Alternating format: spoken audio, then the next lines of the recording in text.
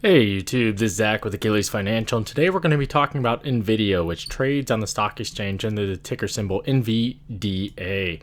Now, this is a stock that I have looked to be short for quite some time. However, they have continued piling higher, and it's just not one that I currently feel comfortable going against the grain. Again, when you see this type of momentum up $100 or 20% on a year-to-date basis, which is absolutely wild, because if you kind of take a step back and look at this on a 1-year basis, already last year was a massive year for NVIDIA, falling off from a very, very tough 2022, but they have come back even stronger. But again, even over the past year, what we thought was going to be kind of the end of a very strong year and tech was going to get obliterated in 2024, it has actually started out with that climb from an all-time high, and they have hit all-time highs at the same time that the S&P 500 has, closing in on that $600 a share price tag. And that leads us to question a number of things. The first of which would be kind of, can they maintain this level on a go-forward basis? I think one of the things that a lot of analysts are currently questioning is, are they going to be able to hit a $20 earnings per share number by the end of this year, which on a valuation perspective would allow them, under their current approach, to still be north of a 37.5 price to earnings forward ratio there. So that's one thing that we're going to be watching, recognizing that from Q4 2023, where they were making 88 cents a share, to now at the last earnings here in Q3 at more than $4 a share. Again, are they going to be able to hit that $5 a share, which currently analyst expectations are expecting? That earnings announcement is expected to be in February, that third week. So this is something that we are definitely going to be watching, recognizing that because they have been growing so quickly, because the stock price has been so rewarding, that if they are going to fall short of any of these expectations, I do think it could be very punitive on the overall valuation of the stock. And you can see that, again, it's beat, and not by small margins either, especially in the past 2 quarters. As you go down and look at some of these financial statements, in particular on the income side, I think that this is going to showcase, again, just some of the massive increases that they have seen by way of revenue. From 2020 at $10.9 billion, nearly tripling that by the end of 2023, maintaining that more than 50% annual growth rate in terms of that 20 to 2022 number.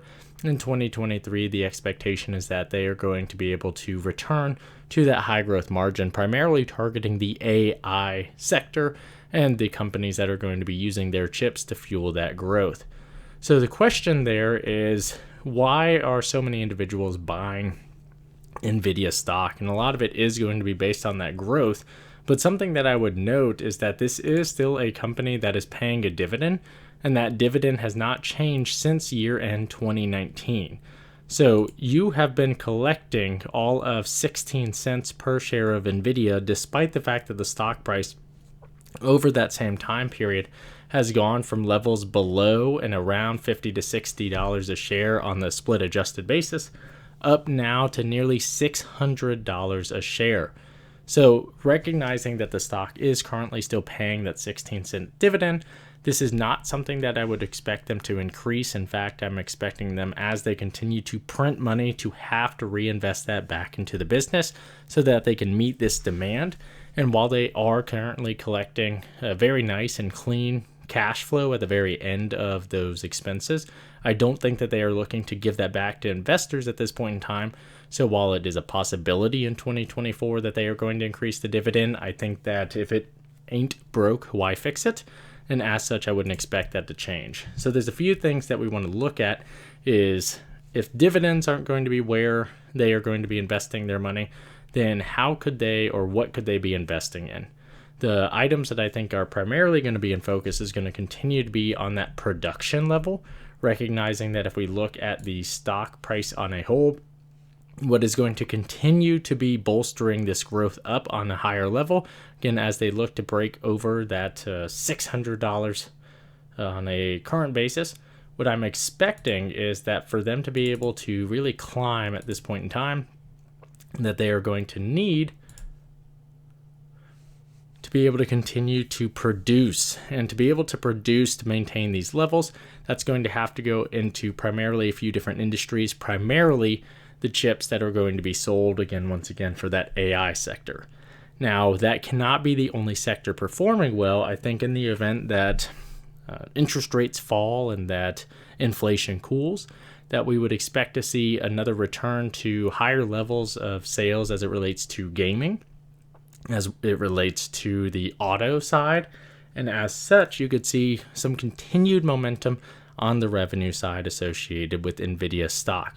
But again, when you zoom out and you see some of this explosive growth, I think it's important to note that at any point in time, there could be a correction, but not just a correction, but also a return to what would be more normalized valuations.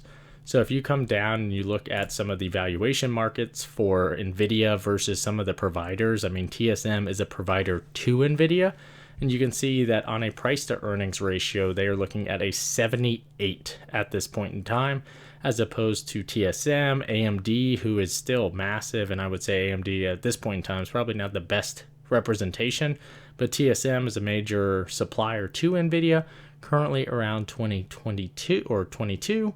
And I've recognized that despite the fact that these numbers aren't tied out to the exact same, that these are very, very lofty valuations. Now, NVIDIA also commands some massive gross profit margins compared to their peers, and as such, they are able to demand that higher valuation. You can see that cash flow a share is incredibly strong, but that net profit margin light years ahead of any of their peers, and as such helps them to develop and maintain some of that lofty valuation. That being said, should you see any deterioration in growth, there is going to be a lot of risk associated with the size of the valuation on the stock. This is a company, when you look at the overall cash flows, again, the 2023, if you're looking at it from an income basis here, we are evaluating this on a 26 billion.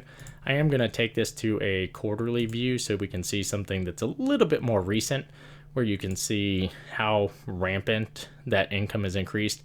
This $18 billion. So as we continue to expect numbers like this over the course of this year, this $18 billion, if we see any deterioration in that slowing growth from this quarter compared to where we were in late 2023 for their fiscal year end anyway, then I would expect that to be very punitive on the stock price. However, this isn't necessarily something that I would be looking to buy puts on because A, they are very expensive, and B, it's a matter of when, not if, in my opinion, that we would expect to see the stock to fall. Until that point in time, this is one that I think is nice to watch, but you don't have to make a play on every single stock that is ramping up and or down. So while this is one that I think the valuation is incredibly high, there are going to continue to be a lot of investors that are expecting this to continue to go higher. I see a lot of articles talking about a $750 or $1,000 share price within the next 12 months. And as long as there's that excitement, as long as there is the AI tailwinds, this is a stock that can continue to power higher. However, it is still going to be sitting on a valuation that its revenue numbers are not able to match. As such, I think it's one that could at any point in time see pretty punitive pullbacks. And as such, it's not one that I'm going to trade, but it is one that I will continue to watch. So let me know in the comment sections down below if you hold or own NVIDIA, what your thoughts are on the stock, and if you made it this far, please like and subscribe. Thanks. Talk to you later.